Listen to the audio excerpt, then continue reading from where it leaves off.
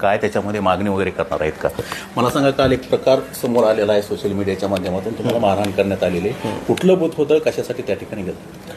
परळी विधानसभा मतदारसंघात काल मतदान प्रक्रिया सुरू असताना काल उमेदवार राजसाहेब देशमुख आणि आम्ही सोबत असताना आम्हाला फोन आला की बँक कॉलनी परळी या ठिकाणचं बूथ कॅप्चर केलेलं आहे. त्या ठिकाणी एकच माणूस मतदान करतोय आणि मतदारांना मतदान करू दिलं जात नाही. मग त्या ठिकाणी आम्ही गेलो आणि मग उमेदवार आतमध्ये गेले, आम्ही बाहेर होतो बॉर्डरच्या. आणि त्या ठिकाणी उमेदवार आतमध्ये गेल्यानंतर उमेदवारांनी स्वतः पाहिले की धनंजय मुंडेचे त्या ठिकाणी गुंड हे बूथ ताब्यात घेऊन त्या ठिकाणी मतदान करत होते, बोगस मतदान. एकच माणूस मतदान करत होता सगळ्यांचं, हे त्यांनी पाहिलं. आणि मग गार्ड आतमध्ये चालले उमेदवाराचे, तर त्या गार्डलाही त्यांचं शासकीय कर्तव्य करण्यापासून रोखलं गेलं. त्यांनाही शिवीगाळ केली, धक्काबुक्की केली.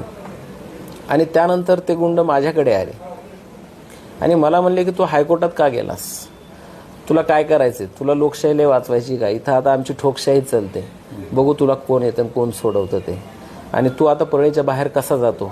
आणि म्हणून माझ्यावरती जीव मारण्याच्या उद्देशानं त्यांनी माझ्यावरती हल्ला केला. आणि हा सगळा प्रकार तिथं बंदोबस्तावर असलेल्या पोलीस कर्मचाऱ्यांनी पाहिलेला आहे.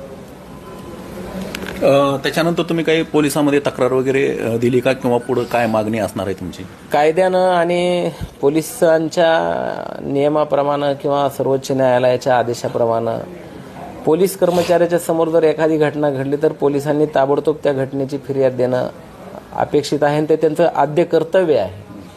परंतु दुर्दैव हे वाटते की खाकी वर्दीत असणारा माणूस त्या ठिकाणचा बंदोबस्तावरचा जो कायद्याचा रक्षक, सामान्य नागरिकाचा रक्षक आहे, तोच त्या ठिकाणी भक्षक बनल्याचं मला जाणवतंय. आणि त्यानं तक्रार दिली नाही आत्तापर्यंत, आज सकाळपर्यंत मला माहीत झालं. आणि शेवटी मग मी आज स्पीड पोस्टाने तक्रारी केलेल्या आहेत. अच्छा, कुणाकडे केले तक्रार? मी महाराष्ट्र राज्याचे मुख्यमंत्री, महाराष्ट्राचे गृहमंत्री आणि बीड जिल्ह्याचे SP